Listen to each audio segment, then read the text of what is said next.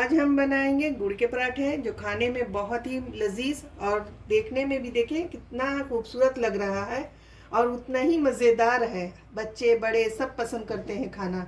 तो चले देख लेते हैं इसमें क्या क्या चीज़ें जाएंगी और ये किस तरह से बनेगा। गुड़ का पराठा बनाने के लिए मैंने यहाँ पर 2 कप जो है इस तरह से आटा लिया है। ये गेहूं का आटा है। आप चाहें तो मैदे में बना सकते हैं, लेकिन हेल्दी होता है गेहूं का आटा, इसलिए हम गेहूं का आटा ही इस्तेमाल कर रहे हैं यहाँ पर। साथ में मैंने थोड़ा सा नमक लिया है और घी जो है 1 टीस्पून हम लेंगे। सबसे पहले 2 पिंच इसमें इस तरह से नमक डाल देंगे, इसलिए कि गुड़ के पराठे में जो है वो नमक ज़्यादा बहुत ही टेस्टी आता है। गुड़ का जो है मज़ा वो उभर कर आता है। और 1 टीस्पून हम इस तरह से घी ऐड करेंगे। आप चाहें तो ऑयल भी ऐड कर सकते हैं। और इन्हें अच्छी तरह से मिक्स करके हम इसे गूंद लेंगे अच्छे से, जैसे हम रोटी का आटा पराठे का आटा गूंदते हैं, बस उसी तरह से हमें इसे मिक्स करके गूंदना है, थोड़ा थोड़ा पानी ऐड करके। रोटी बनाते ही होंगे, लेकिन जो बच्चे हैं नए सीखने वाले वो इस तरह से आटा सॉफ्ट आटा लगा लें। ये देखें, इस तरह से मैंने अच्छे से इसे गूंद लिया है। अब इसे हम 10 मिनट के लिए इसी तरह से रेस्ट देंगे, इसलिए कि आटा जब हम लगाते हैं तो 10 मिनट रेस्ट देने से क्या होता है कि ये आटा सॉफ्ट होता है और इसकी रोटी या पराठा जो है फूला फूला होगा और सॉफ्ट होगा। गुड़ का पराठा बनाने के लिए हमने यहाँ पर गुड़ का पाउडर लिया है। इस तरह से देखें, इस तरह का ये पाउडर है। अगर आपके पास इस तरह का पाउडर ना हो तो आप एक गुड़ ले लें और उसको ग्रेट कर लें ग्रेटर से, और ग्रेट करने के बाद हाथ से इस तरह से आप दबा देंगे तो इस तरह का पाउडर आपको मिल जाएगा। और मैंने यहाँ पर लिया है 2 टेबल स्पून नारियल पाउडर। ये आपको अगर पसंद हो तो आप ले सकते हैं, वरना आप स्किप कर दें। साथ में मैंने यहाँ पर लिया है तिल, ये 1 टेबल स्पून है। और ½ टीस्पून मैंने लिया है यहाँ पर इलायची पाउडर। साथ में हम यहाँ पर आप चाहें तो सौंफ भी ले सकते हैं, सौंफ का पाउडर बना लें, या साबुत सौंफ आप इसमें थोड़ा और डाल सकते हैं, जितना आप पसंद करते हैं। अब सारी चीज़ों को हम एक साथ मिक्स कर लेंगे। यहाँ पर नारियल पाउडर डाल देंगे, इलायची पाउडर डालेंगे ½ टीस्पून, और 1 टेबल स्पून हम यहाँ पर तिल डाल देंगे। इन सभी चीज़ों को अच्छे से हम मिक्स कर लेते हैं। यहाँ पर ड्राई फ्रूट्स को भी इस तरह से बारीक पीस कर डाल सकते हैं। आप अपनी पसंद के हिसाब से इसमें सारे ड्राई फ्रूट्स डालें। मैंने यहाँ पर अभी इलायची पाउडर और नारियल और थोड़े से तिल का इस्तेमाल किया है। आप ड्राई फ्रूट्स का भी इस्तेमाल कर सकते हैं। 10 मिनट हो चुका है। आटे को हम देख लेते हैं। देखें, बहुत अच्छी तरह से ये सॉफ्ट हो गया है। ऐसे अब हम थोड़ा सा चिकना कर लेंगे। इस तरह से मसलते हुए हमें चिकना कर लेना है। ये देखिए कितना अच्छा ये सॉफ्ट आटा तैयार हुआ है। बस अब इसकी लोई बनाएंगे हम छोटी छोटी। जितना बड़ा पराठा बनाना है बस उतनी ही बड़ी लोई हम बना लेंगे।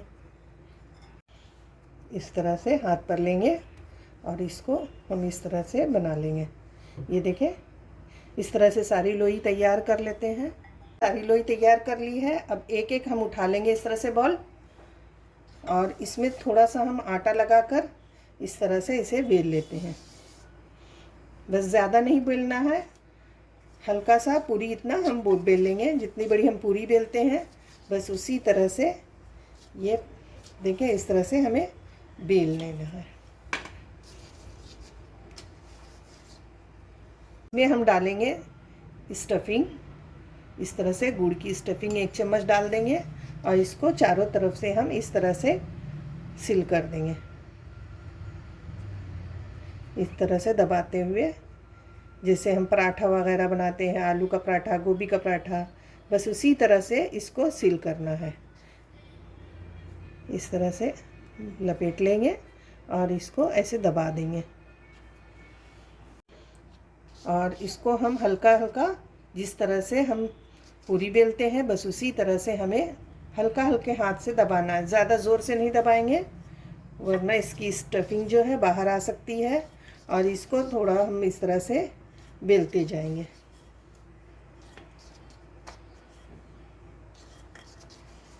देखिए, बस इतना ही बड़ा तैयार करना है हमें।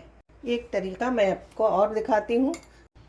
एक चम्मच हम इस तरह से स्टफिंग लेंगे और इसके ऊपर इस तरह से रख लेंगे। उसके बाद हम इस तरफ जो है स्टफिंग एक साइड में लगा लेंगे जितनी हमें चाहिए, और दूसरी तरफ से हम इसको इस तरह से फोल्ड कर देंगे और इसे दबा देते हैं हम। इस तरह से भी आप इस तरह का गुड़ का पराठा बना सकते हैं।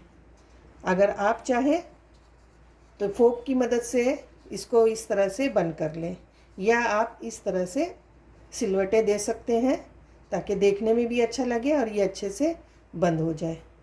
इस तरह से बना सकते हैं। या तो आप इस तरह का चांद पूरा बना लें, या आप ये हाफ चांद की शक्ल दे दें। तवा हमारा देखें गरम हो चुका है, बेला है, इसको डाल देंगे। एक साइड से हल्का सा जब ये सिक जाएगा हम इसको पलट लेंगे। एक साइड से देखें पक चुका है, इधर से अब सेक लेते हैं और इसके ऊपर हम थोड़ा थोड़ा घी लगाते जाएंगे ताकि अच्छे से क्रिस्पी हो जाए ऊपर से भी। जितना आपको घी हो पसंद आप लगा सकते हैं। यहाँ मैं थोड़ा थोड़ा लगा रही हूँ, लेकिन आप अपनी पसंद के हिसाब से लगाएं। ये देखिए, एक साइड से हमारा पराठा अच्छे से सिक गया है। अब देखें इस तरह से फूल भी गया है।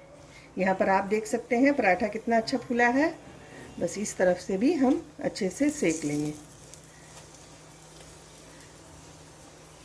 उलट पलट करके इसे अच्छे से हम ऊपर से क्रिस्पी बनाएंगे।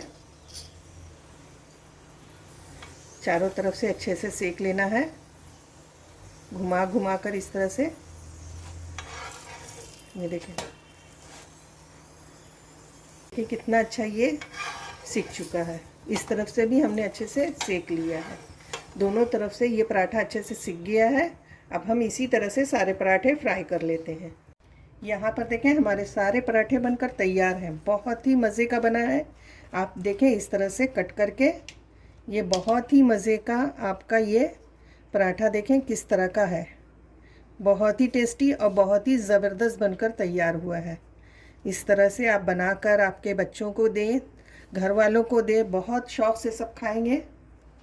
अभी ठंड आने वाला है और ठंड में हमें गुड़ बहुत फ़ायदे करता है, इसलिए हमें तिल और गुड़ इस तरह से बनाकर रोज़ बच्चों को या बड़ों को खिलाएं रात में खाने के बाद, तो आपको बहुत पसंद आएगा। सब पसंद भी करेंगे और मीठा भी हो जाएगा। तो चलें मिलेंगे फिर नई रेसिपी के साथ। अल्लाह हाफिज़।